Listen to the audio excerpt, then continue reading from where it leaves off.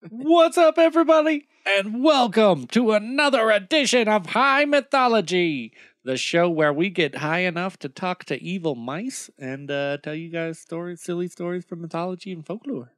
Indeed. Tonight, we will be bringing you the second part of our epic The Little Gray Mouse. Little Gray Mouse story. Yeah, maybe I forgot. Maybe I didn't. I don't know. Who's to say? It's the French. Oh, yeah, By that's Sophie right. It's French. Segura. Oh, I'm going to get to laugh at your French voice again, huh? Oh, yeah, I had the French voice. That's right. Ouais. Oui. Ouais. But father. But father. Oh, no. I like to smoke cigarettes and look at sad paintings of the rain. I do. Croissant. Well, I guess the snowing ones are more my Look at this sad house in the snow. Yeah. Look, there's a deer back there. Look at this sad deer. You think you know struggle, dear? You do not know struggle. All right. Oh, yeah, okay. So, yeah, I guess after all of that's out of the way, let's go ahead and jump back into it. More to come. More to come. Part 3. Dum, Prince dum, dum. Gracious. Right. Senor Gracious. Senor Gracious. Senor Gracias. While Rosalie was thus quietly sleeping, the Prince Gracious was engaged in a hunt through the forest by torchlight. The fawn, pursued fiercely by the dogs, came trembling with terror to crouch down near a brook by which Rosalie was sleeping.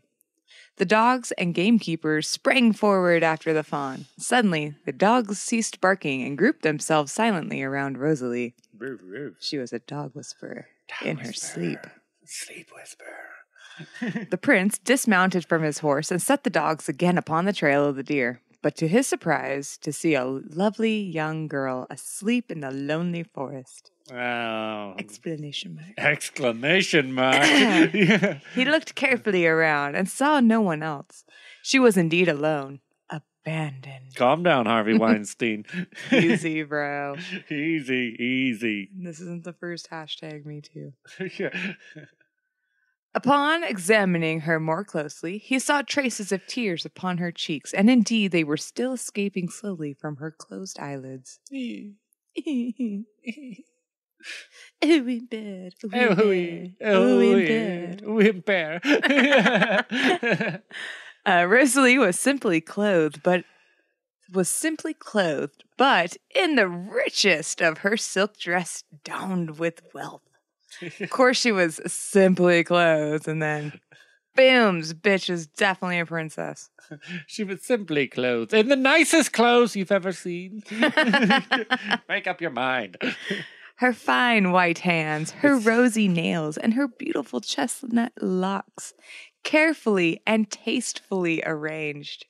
Her elegant boots and necklace of pure pearls indicated elevated rank. I can tell you of high rank by your pearl necklace. And clearly the boots where you've been standing in it. He's really getting into this examination. Rosalie did not awake, notwithstanding the stamping of the horses, the baying of the dogs, and the noisy tumult, made by a crowd of sportsmen. Now there's a crowd of sportsmen there. Well, he's with his group. No, it doesn't say how many are in his hunt. Bro, you know what I mean? Who's that chick, bro? But no, he's got some bitches, and we know he's got some other people. He's got some dudes there with him. He's got some dogs, some horses. Those are the bitches. They're all just watching him creep on that sleeping girl. Exactly. Bro, not cool, bro. Whew. The prince was stupefied and stood gazingly steadily at Rosalie. No one present recognized her. Anxious and disquieted by this profound sleep, Prince Gracious took her hand softly. Rosalie still slept. The prince pressed her hand lightly to his, but even this did not awaken her. Turning to his officers, he says, "Give me 5 minutes."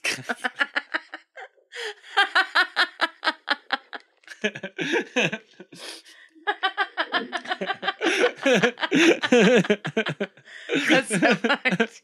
That's so fucked. Now that's a hashtag me too. Yeah, now it is. Now the story took a dark turn.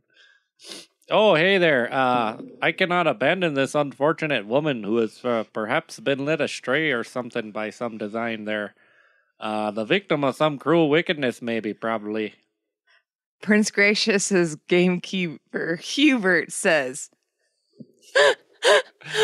"But how can I be there remove this girl when she is asleep there, Prince? If we could make a litter of some branches and just remove her from her to like some hostel, maybe, in the neighborhood, maybe somewhere. We get some maple syrup somewhere around there, and then Your Highness may continue the chase."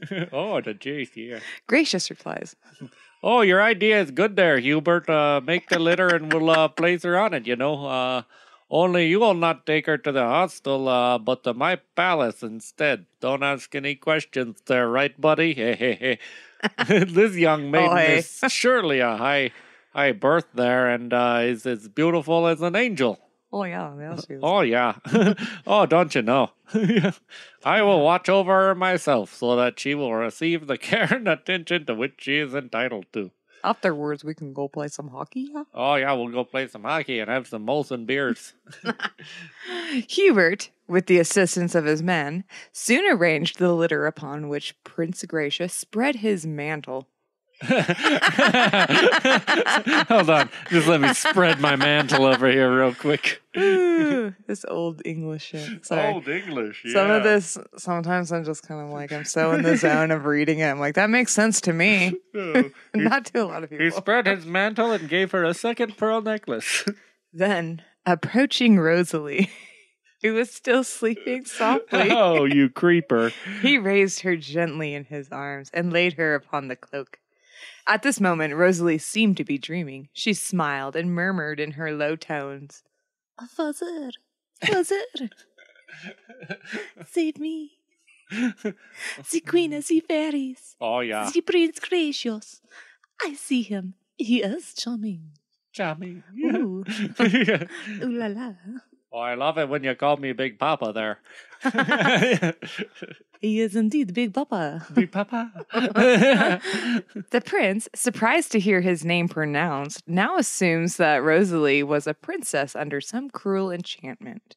He commanded his gamekeepers to walk very softly so as to not wake her, and he walked by her side of the litter.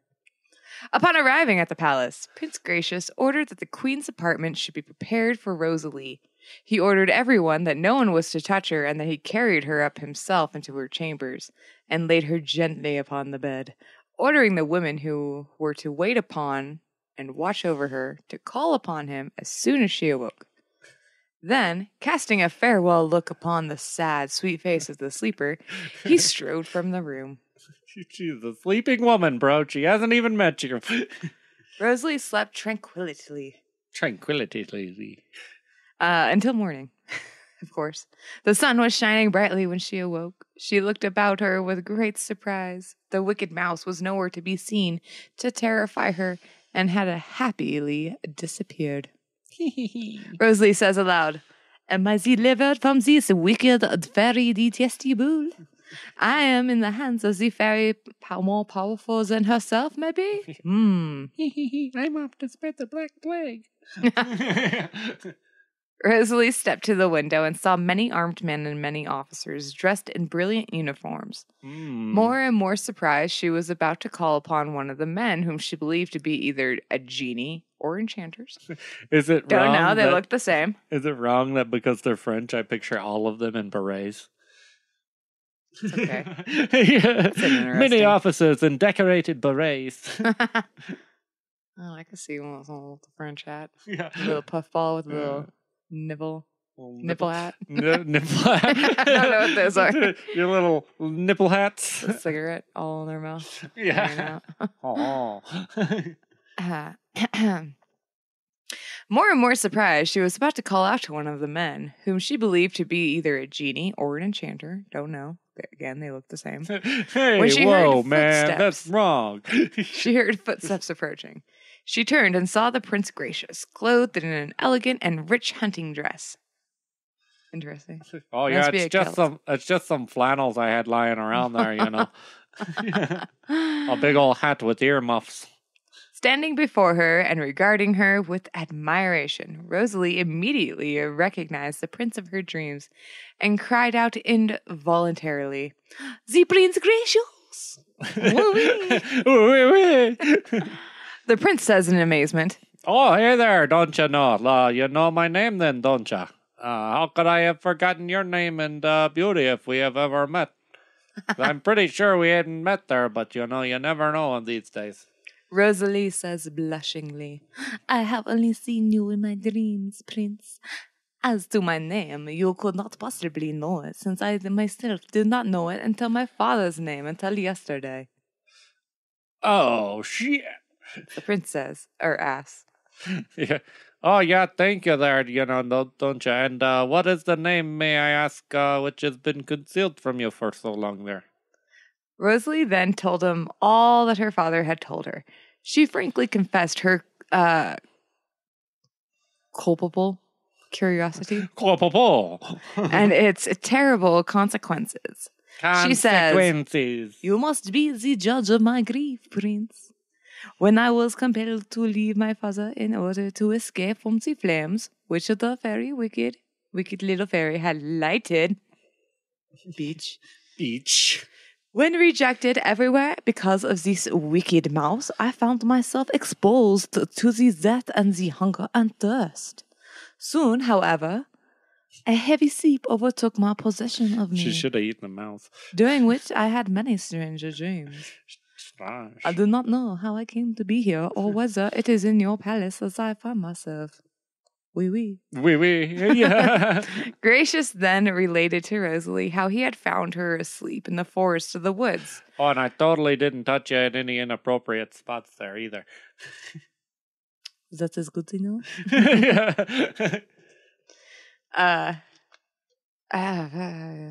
Gracious then related to Rosalie how he had found her asleep in the forest and the words which he had heard her utter in her dream. He then added, "Oh, there's one thing your father there didn't tell you there, Rosalie. That is the Queen of the Fairies there, who is related to us, has decided that we should be married when you turn 15 years old." Oh, yuck. Oh, yuck. Is this French?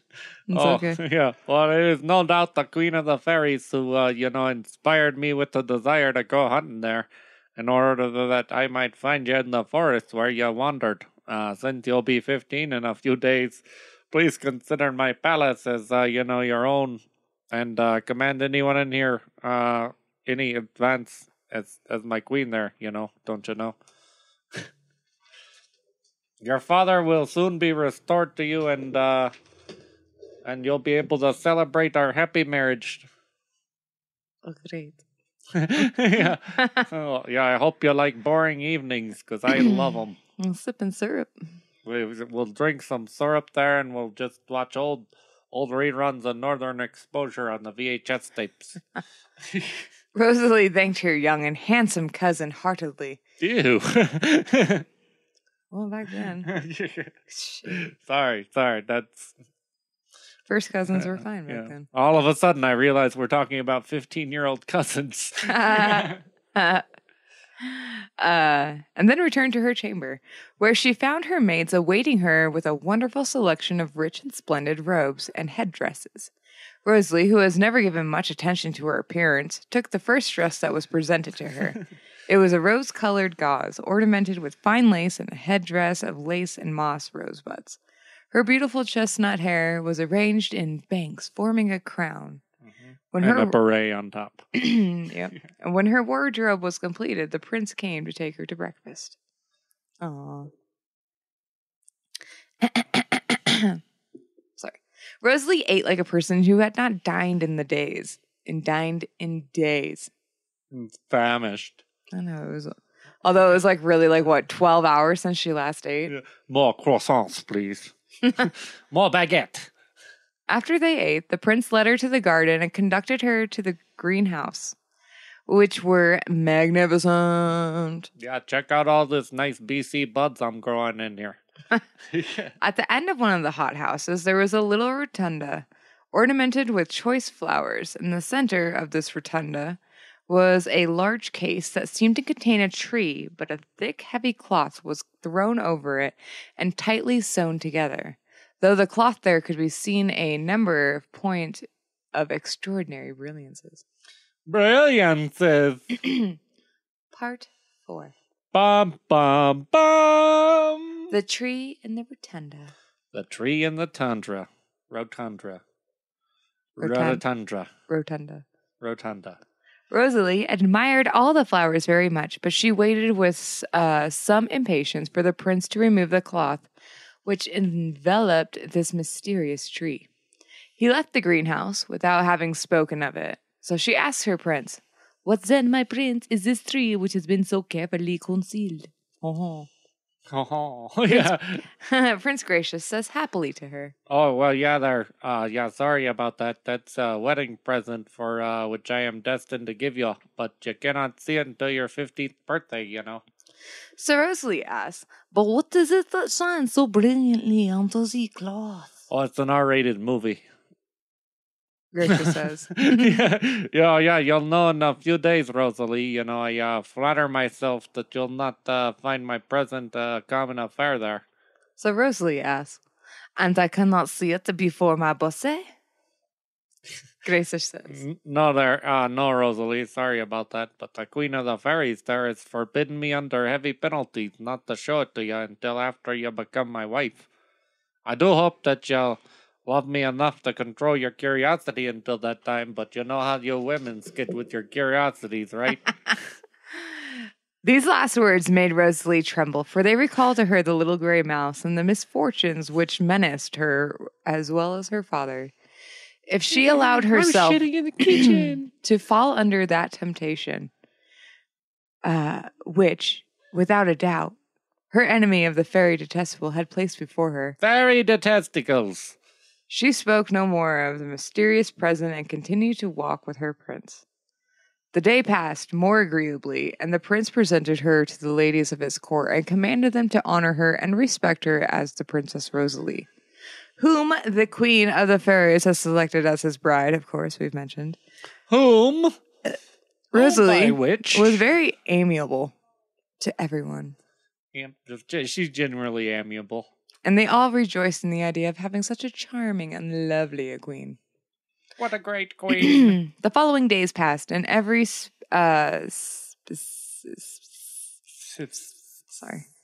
activity of the festivities.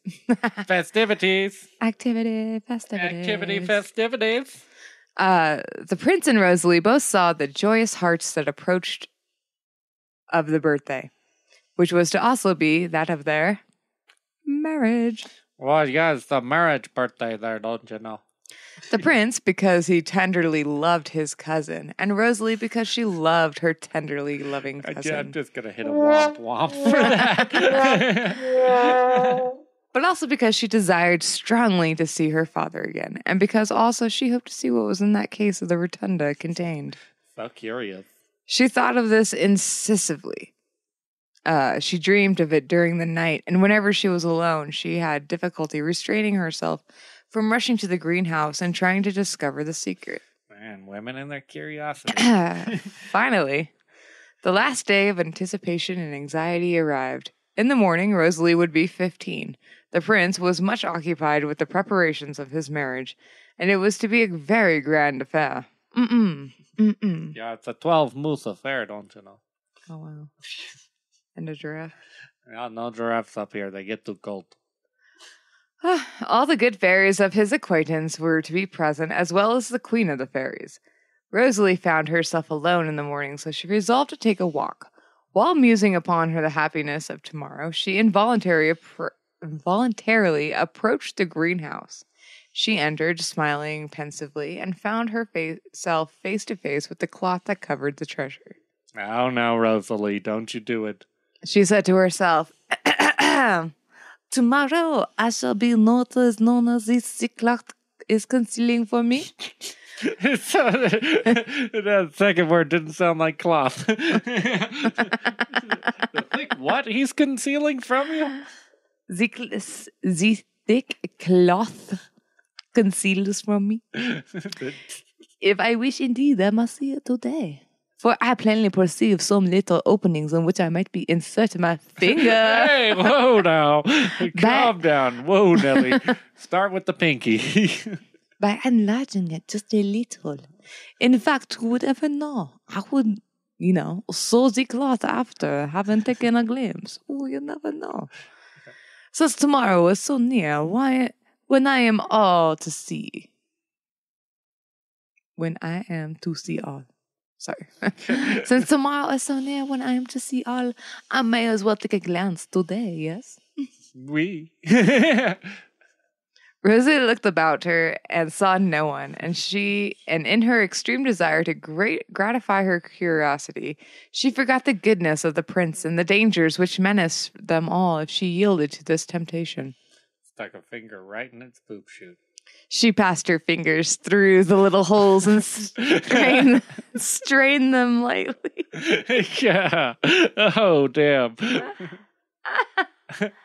The cloth was rent from the top to the bottom with the noise like thunder, and Rosalie saw before her the tree of marvelous beauty. Oh, it's so thick and girthy. With a coral trunk and leaves of emeralds, this seeming fruits which were covered the trees of precious stones of all colors. Diamonds, sapphires, pearls, rubies, opals, topazes, all as large as the fruits that they were intended to represent, and of such brilliancy that Rosalie was completely dazzled by them. That does sound pretty dope. Dazzling.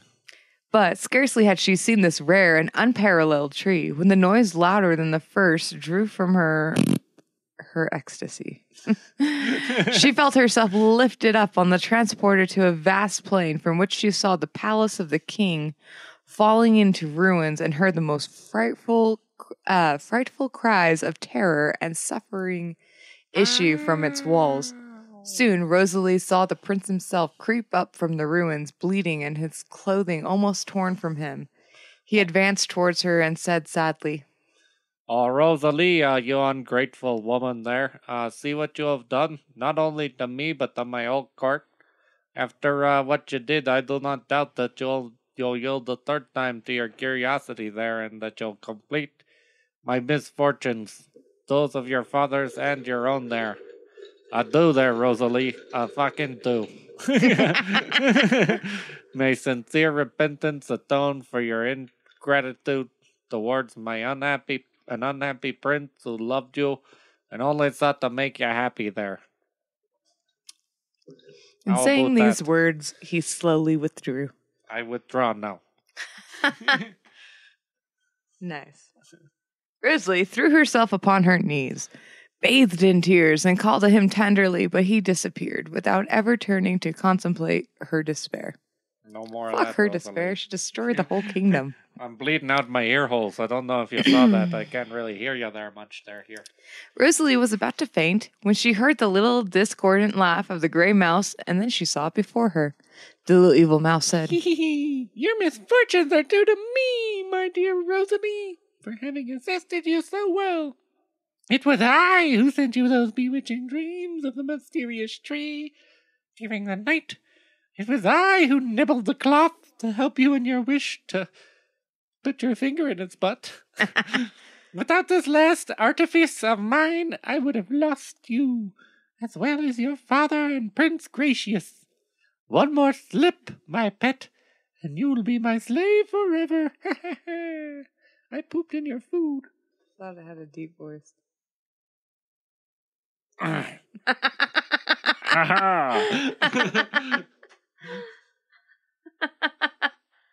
That's okay.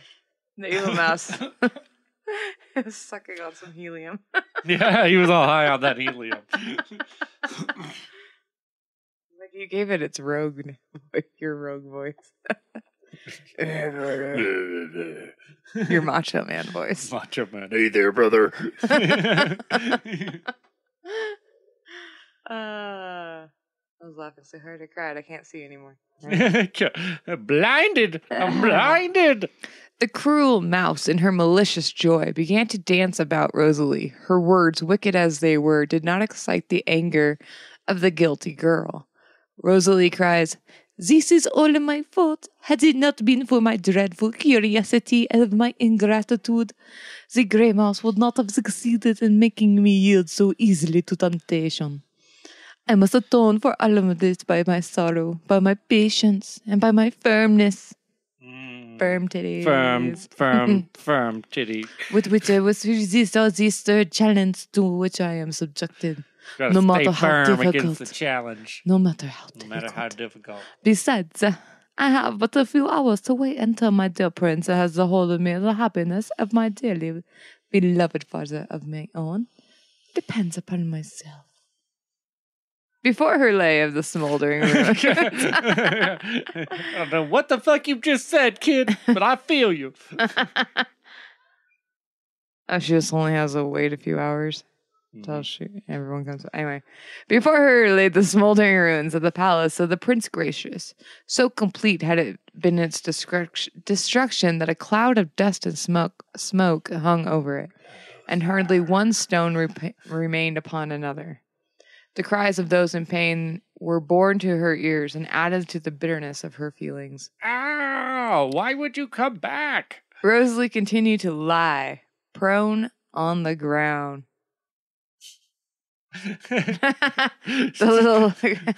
No, I'm just gonna lay here. The little gray mouse employed every possible means to induce her to move from that spot. Rosalie, the poor, unhappy, and guilty Rosalie, persisted in remaining in view of the ruins that she had caused. Part 5. Part 5. The casket. The casket. Thus passed the entire day. Rosalie suffered cruelty with thirst. She said to herself, "Have I not suffered enough? In order to punish me for all that has made my father and my cousin endure, I will await this terrible spot for the drawing of my 15th birthday."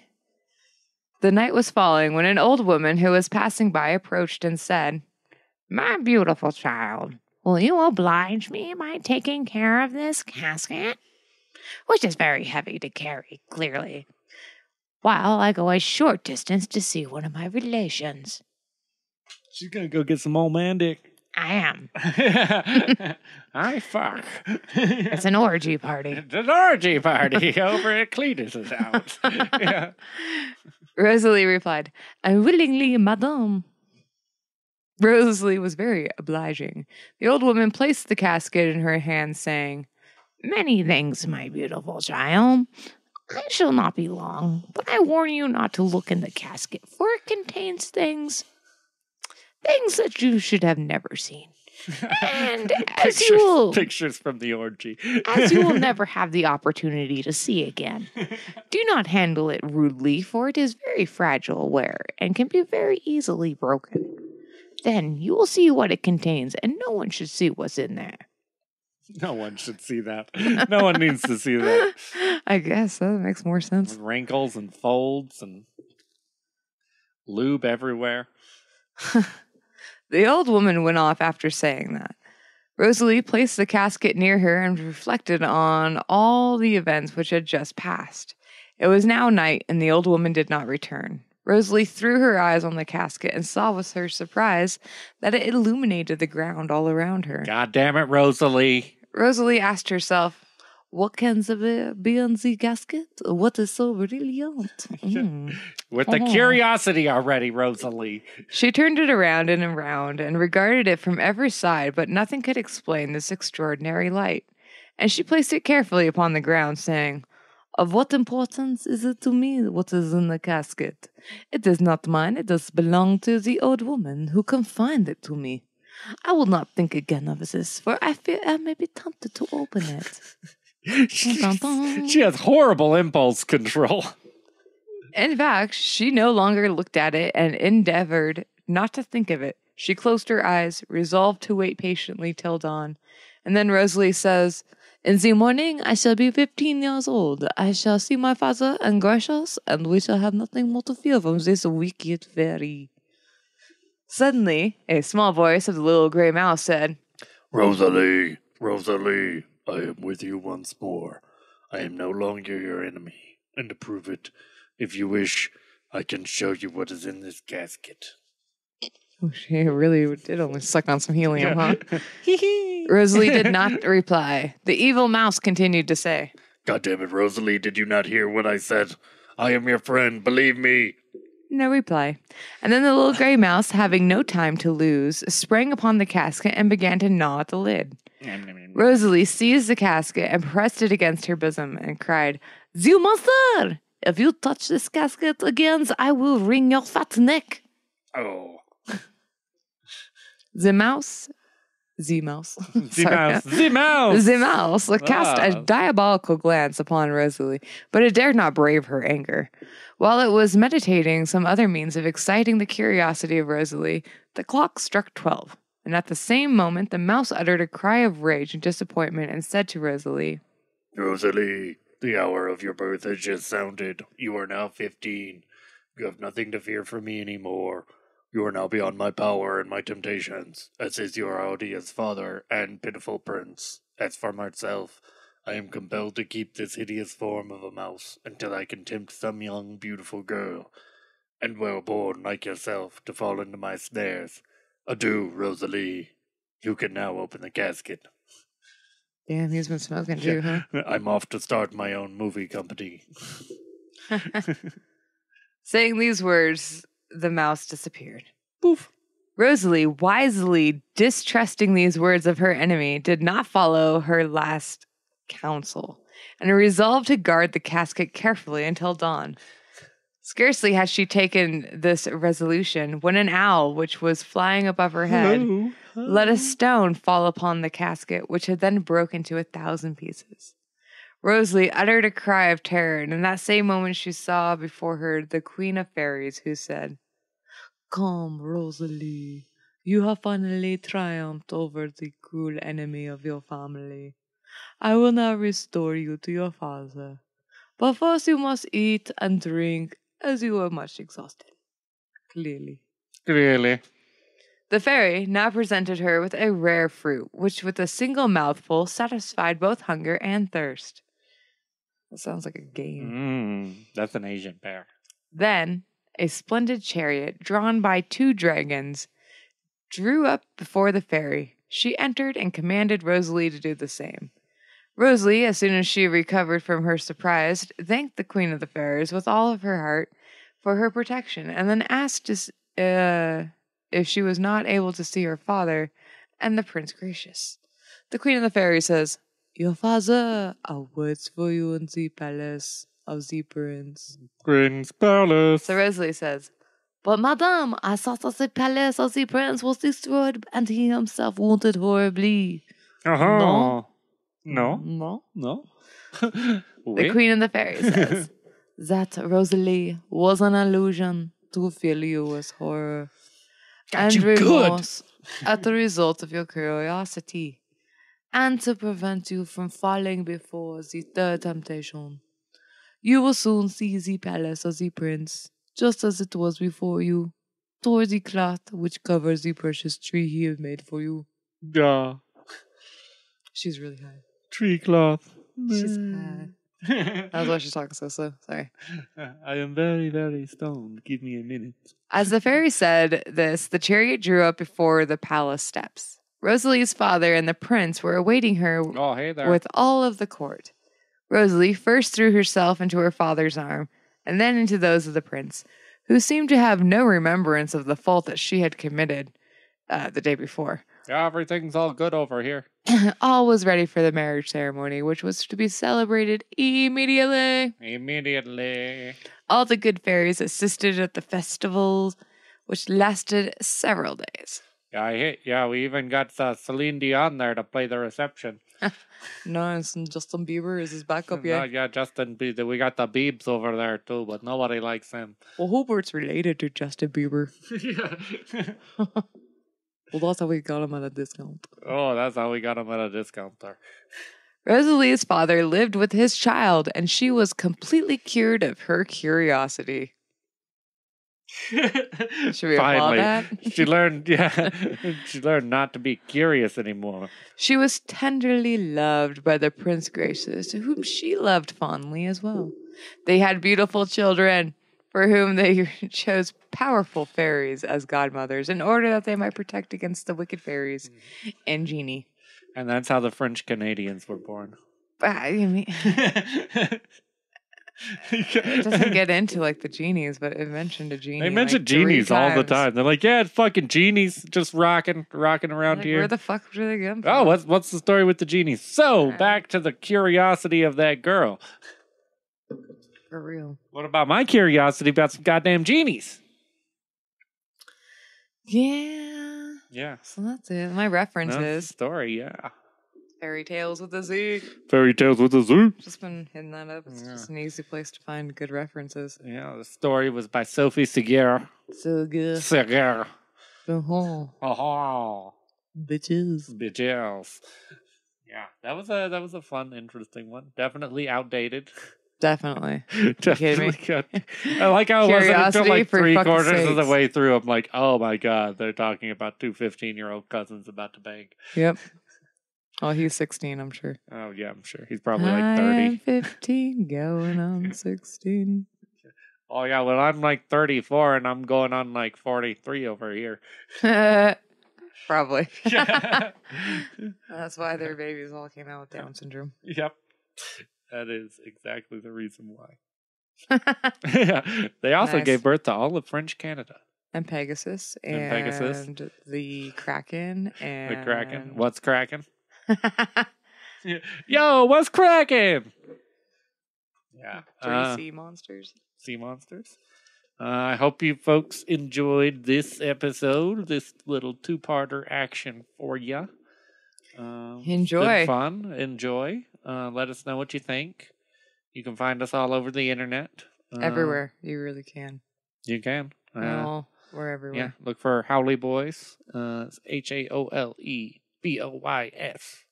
Arrange your flowers in the way to spell out Howley. Mhm. And then take a picture for me. Take a picture. Yeah. I want to. Yeah, do it. Yeah. Write high mythology in the sky. Yeah. Fire. Yeah. Yeah. Yeah. That'd be cool. Carve us into your turkey. Yo. Just his face. Just his face. Yeah. If you're going to do mine, just make sure it's my right side. Make sure it's my. It must be my good side. It's my better side. Yeah. Yeah. Be sure to like, subscribe, share, follow, Comment. Give me review. I don't know, requests? Send requests guys? our way. All that good I'll stuff. figure shit out. Yes, we will do requests. I will happily do it high. Happily. I will happily do it while very, very high. Do most things happily high. Yes.